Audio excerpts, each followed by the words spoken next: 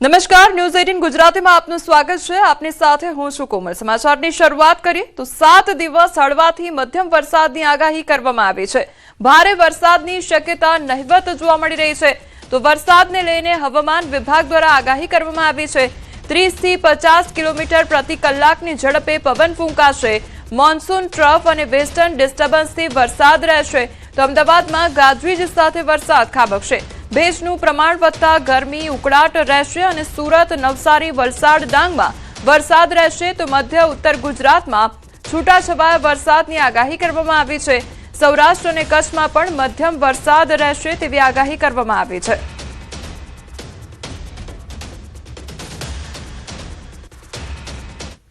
आज का जो फोरकास्ट दिया गया है अगले 3 दिन के लिए 5, 6, 7 का दुक्का स्थानों से लेकर कई स्थानों में हल्का से मध्यम बरसात का संभावना रहेगा गुजरात रीजन में।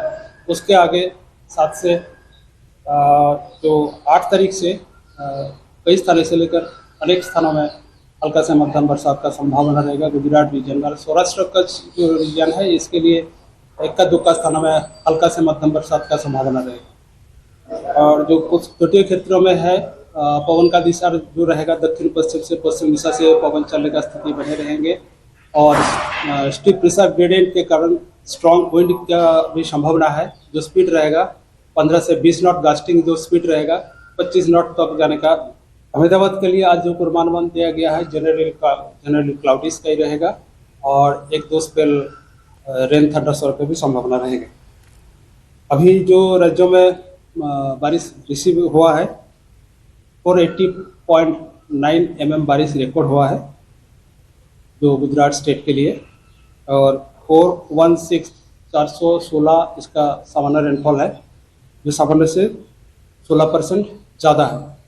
हमारे लिए आज जो वेदर सिस्टम इम्पोर्टेंट है वो मानसून ट्रफ नॉर्मल पोजीशन से पास कर रहा है। બજારમાંથી ઘી ખરીદતા સુરતીઓ સાવધાન રહેજો। ચોક બજાર પોલીસે ઝડપી પાડ્યું છે નકલી ઘી। તો વેડ રોડ વિસ્તારની ડેરી પર પોલીસના દરોડા પાડવામાં આવ્યા છે। નકલી ઘીના 4 ડબ્બા કબજે કરવામાં આવ્યા છે। અઠવાડિયે 3 થી 4 ડબ્બાનું વેચાણ કરવામાં આવતું હતું। તો ડેરીમાં નકલી ઘી બનતું હોવાનો આ મામલો સામે આવ્યો છે।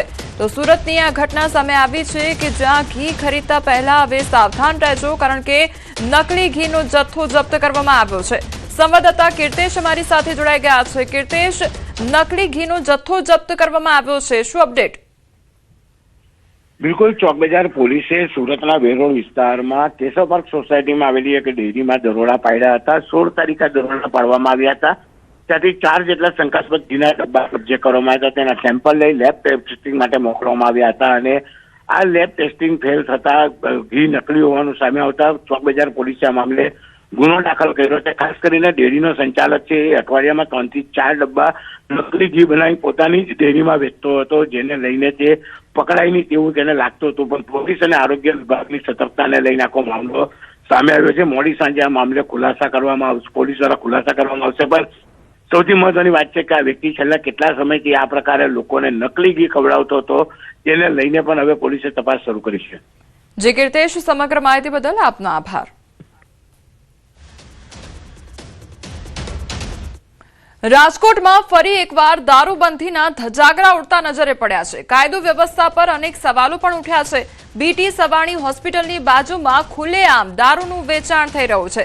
ખુલ્લેઆમ દેશી દારૂના વેચાણનો વિડીયો પણ સોશિયલ મીડિયામાં વાયરલ થયો છે।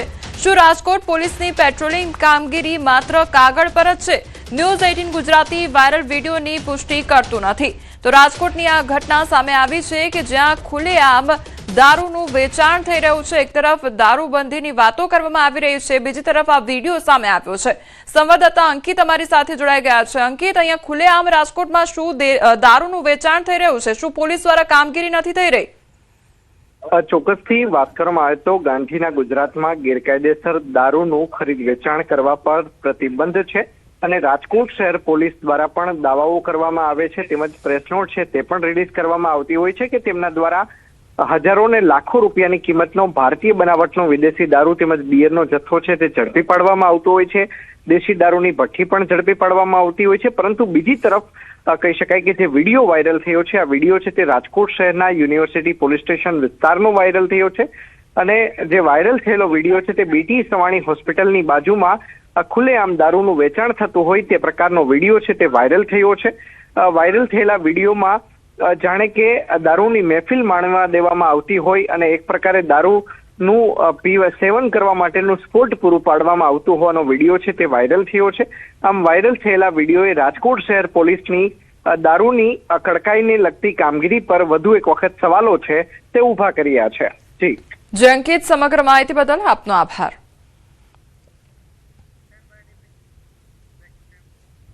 અમદાવાદના ચાંદખેડામાં ફ્લેટમાંથી 27.50 લાખની ચોરીનો મામલો સામે આવ્યો છે. સેરેનિટી સ્પેસ સોસાયટીમાં ઘરઘાટીએ હાથફેરો કર્યો. હેર સ્ટુડિયો સંચાલકના ઘરમાંથી રોકડ અને દાગીનાની ચોરી કરવામાં આવી. કબાટ તોડી લોકરમાં રાખેલી રોકડ અને દાગીના લઈ રફુ ચક્કર થયા. તો ₹15.30 લાખના સોનાના અને ₹5.20 લાખના ચાંદીના દાગીનાની ચોરી આચરવામાં આવી. ઘરકામ માટે રાખેલા સુનિલ લીલારામ કલાસ્વાએ ચોરીને અંજામ આપ્યો. ત્યારે સુનિલ સાથે તેના બનેવી રાજુનું નામ પણ ફરિયાદમાં સામેલ છે. સીસીટીવીમાં સુનિલ અને રાજુ થેલીઓ લઈને ફ્લેટમાંથી નીકળતા જોવા મળી રહ્યા છે. ચાંદખેડા પોલીસે ફરિયાદના આધારે ગુનો નોંધી વધુ તપાસ શરૂ કરી છે. સીસીટીવી ફૂટેજના આધારે બંને આરોપીઓની શોધખોળ તેજ કરવામાં આવી છે.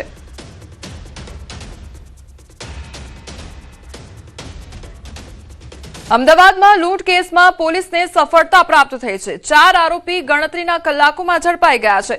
એરપોર્ટ પોલીસે 4 આરોપીની ધરપકડ કરી છે. તો ફરિયાદી સાથે મારામારી કરી 49,000ની લૂંટ આચરવામાં આવી હતી. 2 મોબાઈલ લૂંટી આરોપીઓ ફરાર થયા હતા. મુખ્ય આરોપી ધનુષ સામે અગાઉ પણ ગુનો નોંધાયેલ છે. એક આરોપી હજુ ફરાર છે. ત્યારે પોલીસની શોધખોળ હજુ પણ ચાલુ છે.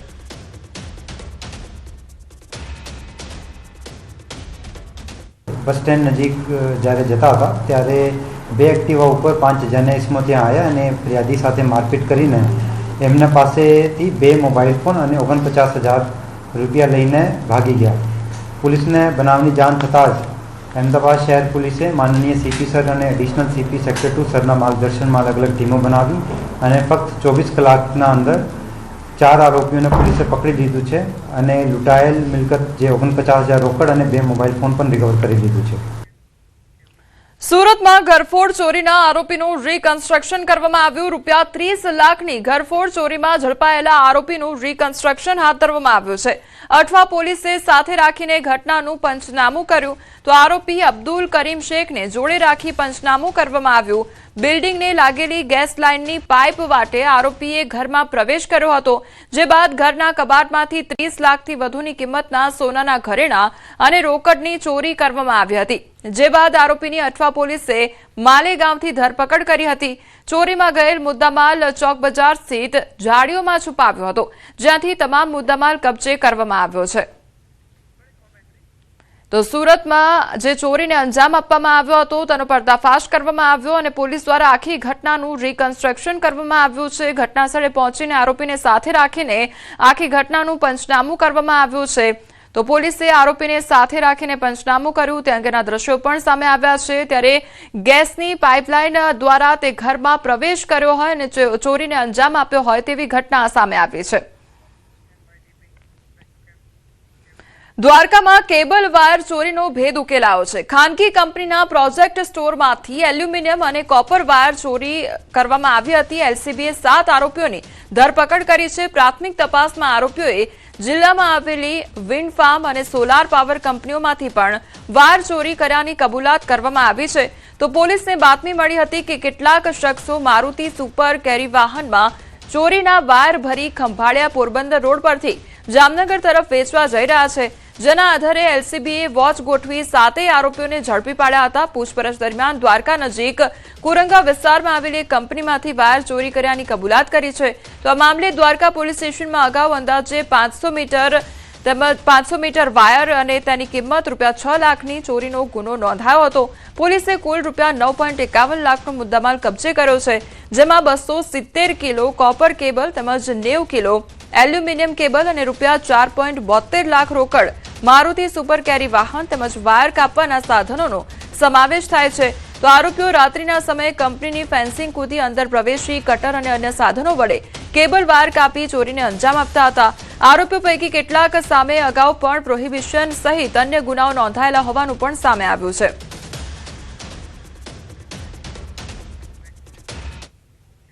બોટાદ ગઢડાના પોલીસે રીઢો વાહન ચોરને ઝડપી પાડ્યો છે। તતાણા ગામના શૈલેષ ઉર્ફે કાળીઓ ડાભીને ચોરીની 4 મોટરસાયકલ સાથે ધરપકડ કરવામાં આવી છે। 75,000નો મુદ્દામાલ પોલીસ દ્વારા કબજે કરવામાં આવ્યો છે। બાતમીના આધારે લાખણકા ગામ નજીકથી આરોપી ઝડપાયો છે। પૂછપરછમાં 4 વાહન ચોરીની કબૂલાત કરવામાં આવી છે, તો ગઢડા સહિત અન્ય વિસ્તારોમાંથી બાઇક ચોરી કર્યાનો ખુલાસો થયો છે। રીઢા વાહન ચોર સામે પોલીસે વધુ તપાસ શરૂ કરી છે।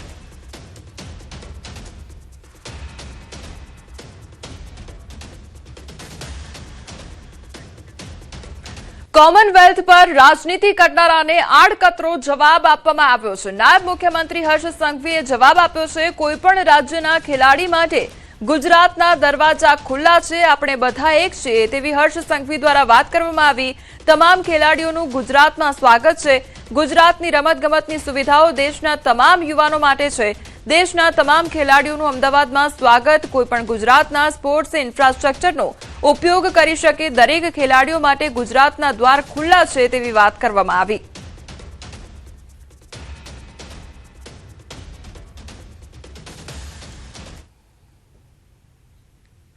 आपने देखा पिछले 15 वर्ष में चाहे ओलंपिक हो, चाहे कॉमनवेल्थ हो, चाहे एशियाई खेल हो, हर अंतर्राष्ट्रीय प्रतियोगिताओं में 50% से ज़्यादा मेडल हरियाणा खिलाड़ी लेके आते हैं। इस कॉमनवेल्थ खेलों में भी 13 में से 7 गोल्ड मेडल हरियाणा खिलाड़ी लेके आए। ऐसे में इतने लाखों करोड़ का निवेश सरकार ने कहा कि हम अहमदाबाद में करेंगे। देखिए, कई चीज़ें होती हैं। जब बुलेट ट्रेन की बात आई तो सरकार ने कहा कि देश की राजधानी को बुलेट ट्रेन से नहीं जोड़ते हुए मुंबई को अहमदाबाद से जोड़ेंगे, क्योंकि वहाँ पे बड़े बिजनेस घराने हैं। लेकिन अब खेल की बात आई तो न्याय संगत होगा कि इसमें सरकार एक दृष्टि से सारे राज्यों को देखे, सरकार राज धर्म निभाए। अगर हम 2030 के कॉमनवेल्थ खेल का आयोजन ही नहीं, उसमें देश को नंबर 1 पे पहुंचाना चाहते हैं, तो कहाँ पे खेलों में निवेश होना चाहिए पूरा देश जानता है। सरकार राज धर्म निभाए, मगर लगता है सरकार राज धर्म नहीं, सरकार राज्य धर्म निभा रही है। देखिए, मैंने जैसे बताया कि मेरे गुजरात राज्य के कोई भी खेल विभाग के एक भी इंफ्रास्ट्रक्चर वो केवल गुजरात राज्य के युवाओं के लिए या खिलाड़ियों के लिए सीमित नहीं रखा गया। ये इंफ्रास्ट्रक्चर ये मेरे देश के कोई भी बेटा बेटी जो खेल में मेहनत करना चाहते हैं उनके लिए हमारे दरवाजे हमेशा के लिए खुले हैं। वो मेहमान के तौर पे नहीं, हमारे परिवार के तौर पे हम उनका स्वागत करते हैं। શું ટ્રીટમેન્ટ પ્લાન્ટથી નીકળતું પાણી રસ્તામાં ક્યાંક દૂષિત થઈ રહ્યું છે? શું જૂની પાઇપલાઇન, ડ્રેનેજનું પાણી અને ગેરકાયદેસર કનેક્શન પાણીની ગુણવત્તા બગાડી રહ્યા છે, કે પછી સમગ્ર મોનિટરિંગ અને રિપોર્ટિંગ સિસ્ટમમાં ક્યાંક ગંભીર ખામી છે? રાજકોટના લોકોને ખરેખર સુરક્ષિત પીવાનું પાણી મળે છે કે નહીં, આવો સવાલ ઊભો થયો છે। રાજકોટમાં પીવાના પાણીને લઈને હવે માત્ર ફરિયાદો જ નહીં, પરંતુ સમગ્ર પાણી પુરવઠા વ્યવસ્થા અને તેની પારદર્શિતા સામે ગંભીર સવાલો ઊભા કરી રહ્યો છે।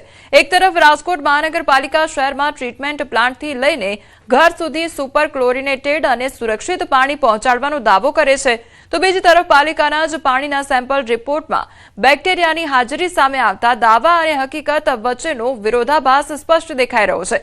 આક્ષેપ છે કે મે 2025માં પાણીના 22 સેમ્પલ ફેલ થયા હતા, છતાં તેનો રિપોર્ટ 1 મહિના બાદ જાહેર થયો, જેના કારણે રિપોર્ટિંગની પારદર્શિતા અને જવાબદારી અંગે સવાલો ઊભા થયા છે। વોટર વર્ક્સ વિભાગે આ વિલંબ પાછળ રીસેમ્પલિંગની પ્રક્રિયાને કારણ ગણાવ્યું છે, તો બીજી તરફ શહેરમાં ઝાડા ઉલટી, કમળા અને ટાઇફોઇડ જેવા પાણીજન્ય રોગોના હજારો કેસ નોંધાયા છે, જ્યારે ગોકુલધામ આવાસ સહિત અનેક વિસ્તારોમાં સ્થાનિકોએ દૂષિત પાણી સામે વિરોધ પણ નોંધાવ્યો છે। વાસ આવે, મચ્છર એટલા ને ડોળું પાણી એટલું હોય છે, પીવામાં તો પાણી લઈ જ નથી શકાતું। ગાડીને પી તો એટલું ડોળું ને સ્વાદ એમાં પાણીનો તો આવતો નથી, નકરું ડોળું જ પાણી હોય। કોર્પોરેશનમાં ફરિયાદ બેન કોઈ દિવસ કોઈ અધિકારીઓ આવ્યા હોય? કોઈ આવ્યું નથી।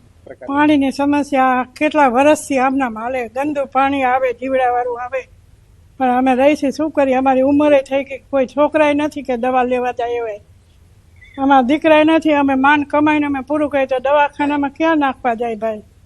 કોર્પોરેટરો આવે છે કોઈ આવતું નથી, જવાબે કોઈ દેતા નથી. 50 વાર કર્યા વિડિયા, 50 વાર કર્યો પણ કોઈ આવતું જ નથી. બસ ક્યાં સવાલ છે? પાણીની સમસ્યા બહુ જ છે અને ડાલીબાઈ હોસ્ટેલની પાછળનો વિભાગ ગણાય, કૃષ્ણનગર મેઇન રોડ, બરોબર. અને બીજા નંબરમાં પાણીની સમસ્યા છે જ સાહેબ. પાણી એટલું ખરાબ આવે છે ને કે ફીણ વરે. તમે પેલી 4 ડોલ ભરો ને તેમાં ફીણ જ વરે કાયદેસર. સાબુ ને કેમ કેમિકલ નાખ્યું હોય એ રીતનું આવે બધું. મેયરે પણ સ્વીકાર્યું છે કે જૂની પાઇપલાઇન, ચોમાસામાં ડ્રેનેજનું પાણી ભળવું અને ગેરકાયદેસર કનેક્શનને કારણે અમુક વિસ્તારોમાં આવી સમસ્યા સર્જાય છે. એટલું જ નહીં, 2026માં પણ પાણીના સેમ્પલ ફેલ થતા આ સમસ્યા હજુ યથાવત હોવાના સંકેતો મળી રહ્યા છે. ત્યારે સૌથી મોટો સવાલ એ છે કે જો પાણી ખરેખર સંપૂર્ણપણે શુદ્ધ અને સુરક્ષિત છે તો સેમ્પલ વારંવાર ફેલ કેમ થાય છે? અને જો સેમ્પલ ફેલ થાય છે તો તેની જાણકારી સમયસર લોકોને કેમ આપવામાં નથી આવતી? હવે લોકો જવાબ નહીં પરંતુ કાયમી ઉકેલની રાહ જોઈ રહ્યા છે.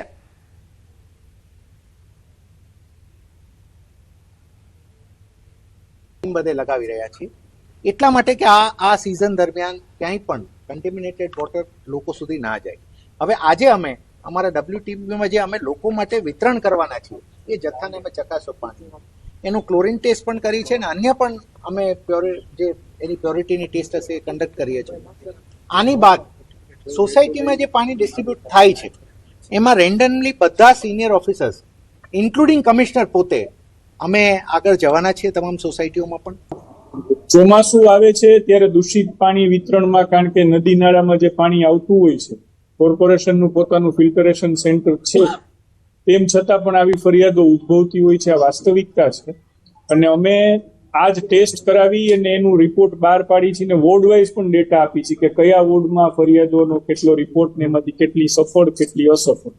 એટલે આપની વાત સાચી છે, ક્યાંક ને ક્યાંક આવું નાનું મોટું પાણી વિતરણ થઈ રહ્યું છે.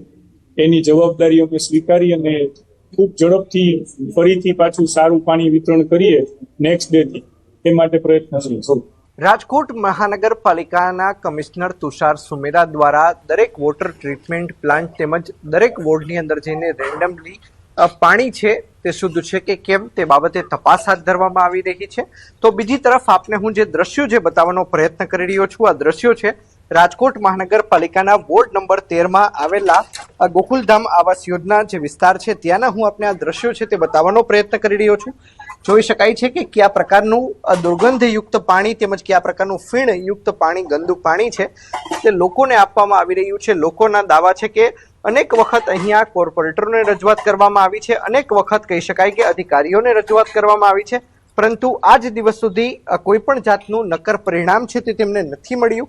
અહીંયા અમે જ્યાં જોઈએ ત્યાં ચોતરફ ગંદકી છે તે જોવા મળી રહી છે. તો બીજી તરફ રાજકોટ મહાનગરપાલિકાના વોટર વર્ક્સ વિભાગ દ્વારા જે પાણીના જે સેમ્પલ ફેલ થયા હોય તેના રેકોર્ડ છે તે મોડા અપલોડ કરવામાં આવતા હોય તેમજ મોડા જાહેર કરવામાં આવતા હોવાનું છે તે સામે આવ્યું છે.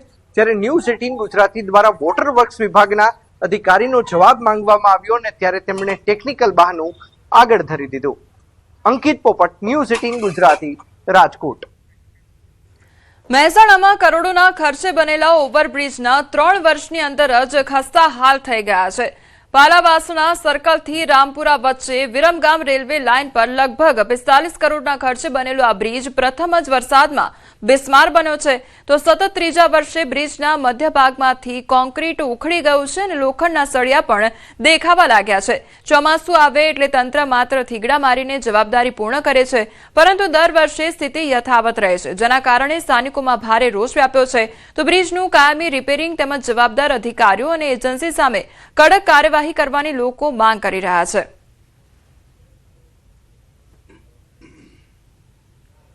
આ પરિસ્થિતિ દર ચોમાસામાં આવી રીતે તકલીફ થાય છે. આ સળિયા દેખાય છે, જેમ કે બાઇકના ટાયર ફૂટી જાય તેવા સળિયા નીકળે છે બાલુપુર. દર ચોમાસામાં આવી તકલીફ થાય છે. ઉપર ઠેકડા માની જતા રહે છે, કંઈ રિપેરિંગ આનો જે કરવું જોઈએ કરતા નથી.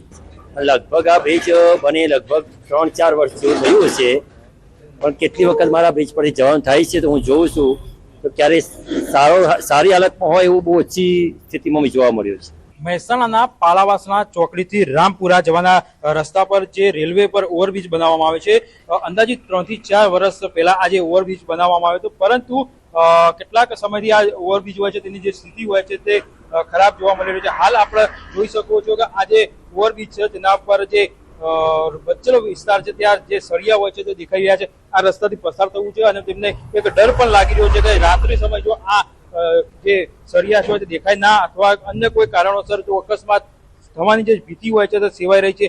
અંદાજિત 45 કરોડ ના ખર્ચે આ જે ઓવરબ્રિજ હોય છે તે બનાવવામાં આવી છે, પરંતુ ક્યાંક ને ક્યાંક તેમાં જે ગુણવત્તા હોય છે તેને લઈ સવાલ હોય છે તે સ્થાનિકો કરી રહ્યા છે અને માંગ કરી રહ્યા છે કે આ જે સ્થિતિ છે તે સારી કરવામાં આવે અને પ્રોપર રીતે તેનું રિપેરિંગ કરવામાં આવે, જેથી કરી તેમનો જે ભય હોય છે તે ભય દૂર થાય અને તેમને શાંતિથી અહીંયાથી જે વાહન ચાલક હોય તે જઈ શકે. કેતન પટેલ, ન્યૂઝ 18 ગુજરાતી, મહેસાણા. સમાચારોમાં આગળ વધીએ તે પહેલા રોકાઈશું એક બ્રેક માટે.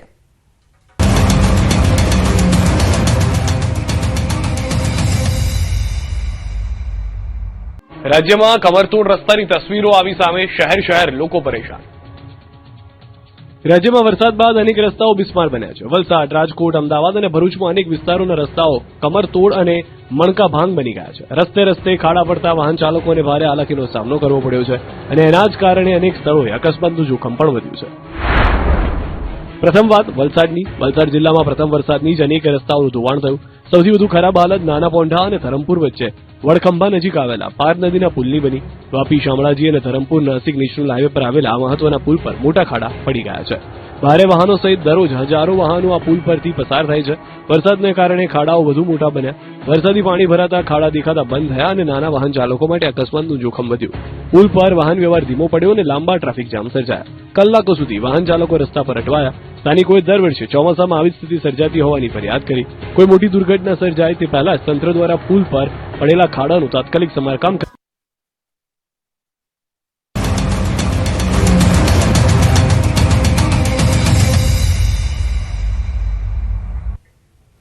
બ્રેક બાદ આપનું સ્વાગત છે. સમાચારમાં આગળ વધીએ તો સુરતમાં ભાજપમાં ખુલ્લેઆમ જૂથવાદ જોવા મળી રહ્યું હોય તેવો સવાલ પણ ઉદ્ભવી રહ્યો છે. એમએલએની ઓફિસમાં તડાફડી સર્જાઈ ગઈ છે. એમએલએ કાંતિ બલરની ઓફિસમાં જ બબાલ સર્જાઈ. ટીપી કમિટીના ચેરમેન અને મહિલા કોર્પોરેટરના પતિ વચ્ચે મારામારી થઈ ગઈ. કાંતિ બલરની ઓફિસમાં મળેલી બેઠકમાં મારામારી, ત્યારે ભાજપના જ બે આગેવાનો વચ્ચે ઉગ્ર બોલાચાલી થઈ. મામલો ઉગ્ર બનતા એમએલએની હાજરીમાં હુમલો કરવામાં આવ્યો તો હાજર નેતાઓ અને કાર્યકરોમાં ભારે દોડધામ મચી ગઈ. ઘટનાને પગલે ભાજપના આંતરિક સંકલન અને નેતાઓ વચ્ચેના સંબંધોને લઈને અનેક સવાલો ઉભા થયા છે.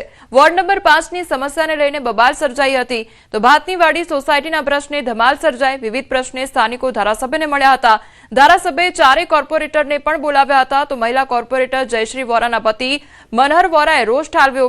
ટીપી કમિટીના અધ્યક્ષ મહેન્દ્ર દેસાઈ સામે ખુલ્લેઆમ અસંતોષ વ્યક્ત કર્યો હતો તો મનહર વોરાએ આરોપ મૂક્યો કે વોર્ડમાં યોજાતા અનેક સરકારી અને જાહેર કાર્યક્રમોમાં અન્ય ચૂંટાયેલા પ્રતિનિધિઓને યોગ્ય સ્થાન આપવામાં આવતું નથી તેમજ વિકાસ કાર્યોમાં સંકલનના અભાવને કારણે કાર્યકરોમાં પણ અસંતોષ વધી રહ્યો છે. ત્યારે આ આક્ષેપો બાદ મહેન્દ્ર દેસાઈએ પણ તેનો કડક વિરોધ કર્યો હતો. બંને વચ્ચે શરૂઆતમાં તીવ્ર શબ્દયુદ્ધ શરૂ થયું હતું, પરંતુ થોડા જ સમયમાં વાત ઉગ્ર સ્વરૂપ ધારણ કરી ગઈ હતી અને બંને એકબીજા સામે આક્રમક બનતા ઓફિસમાં જ ધક્કા મૂકી અને છૂટા હાથની મારામારી થઈ. ધારાસભ્ય કાંતિ બલરની હાજરીમાં બનેલી આ ઘટનાથી કાર્યાલયમાં હાજર અન્ય કોર્પોરેટરો અને કાર્યકરો પણ ક્ષણભર માટે સ્તબ્ધ બની ગયા હતા. પરિસ્થિતિ વધુ વણસે તે પહેલા ધારાસભ્ય સહિત અન્ય આગેવાનો વચ્ચે પડ્યા હતા અને ભારે જહેમત બાદ બંનેને અલગ કરીને મામલો શાંત પાડ્યો હતો.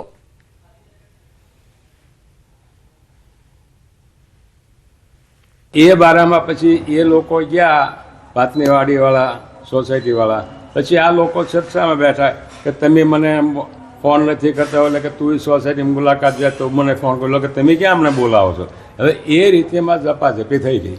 કોની વચ્ચે? મનહરભાઈ વોરા અને મહેન્દ્રભાઈ દેસાઈ.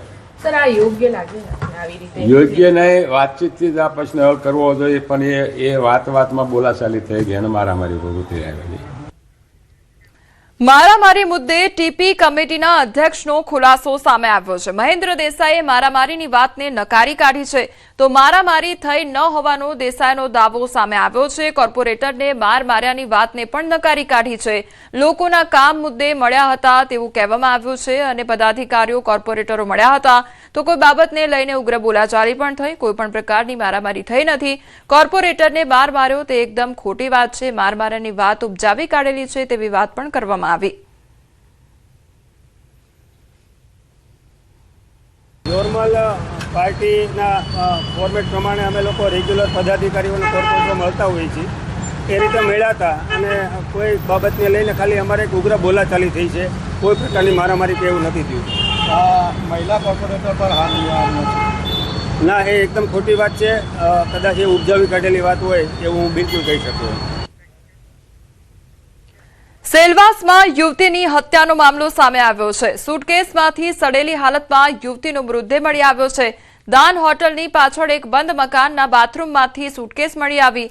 ભાડુઆત 2 મહિના સુધી નથી દેખાતા ત્યારે મકાન માલિકને શંકા ગઈ હતી. મકાનમાંથી અત્યંત દુર્ગંધ આવતી હોવાથી મકાન માલિકે તાળું તોડી તપાસ કરી હતી. તપાસ કરતા બાથરૂમમાં પડેલી એક સુટકેસમાં સડી ગયેલી હાલતમાં એક યુવતીનો મૃતદેહ મળી આવ્યો. તો સેલવાસ પોલીસ અને ફોરેન્સિક ટીમોએ હાથ ધરી છે વધુ તપાસ.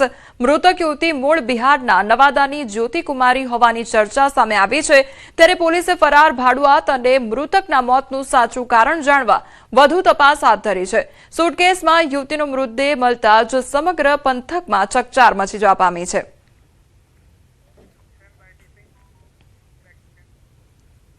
બનાસકાંઠામાં નાસ્તાની લારી પર તલવારથી હુમલો કરવામાં આવ્યો છે. પાલનપુરના ટેલિફોન એક્સચેન્જ વિસ્તારમાં મારામારીની ઘટના સામે આવી છે.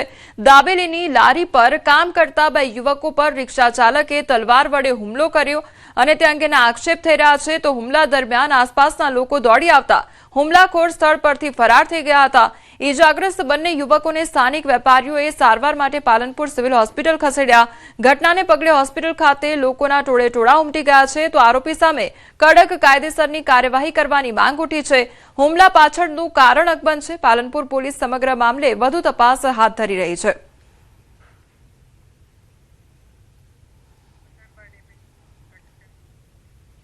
અમદાવાદના પાલડી વિસ્તારમાં નબીરાઓનો આતંક વધી ગયો છે. કારના બોનેટ પર બેસીને રોડ પર નીકળ્યા અને કારના બોનેટ પર બેસી વિડીયો પણ ઉતારવામાં આવ્યો.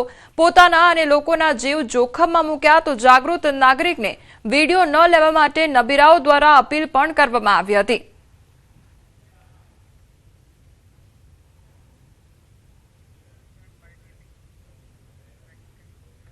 સુરેન્દ્રનગરના રતન પરથી ડબ્બા ટ્રેડિંગનો પર્દાફાશ થયો છે. રહેણાંક મકાનમાં ગેરકાયદેસર ચાલતું શેરબજારનું ડબ્બા ટ્રેડિંગ.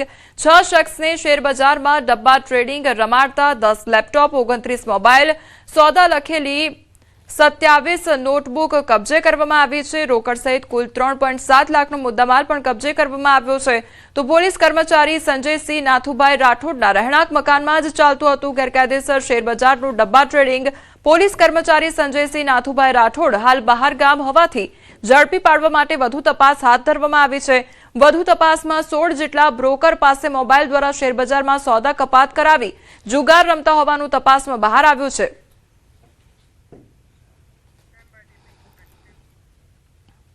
ભાવનગરના તણસા ગામ પાસે અકસ્માત સર્જાયો હોવાની ઘટના સામે આવી છે. ટ્રેલર અને બાઇક વચ્ચે આ અકસ્માત સર્જાયો.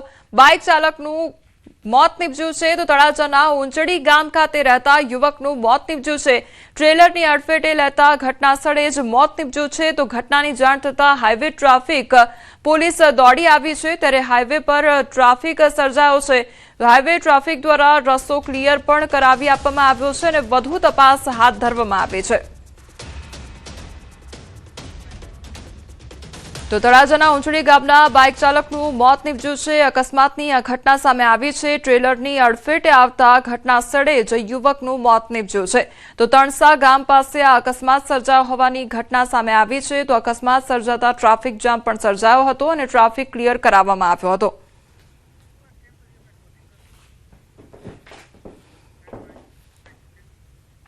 હાલ સમાચારોમાં બસ આટલું જ. વધુ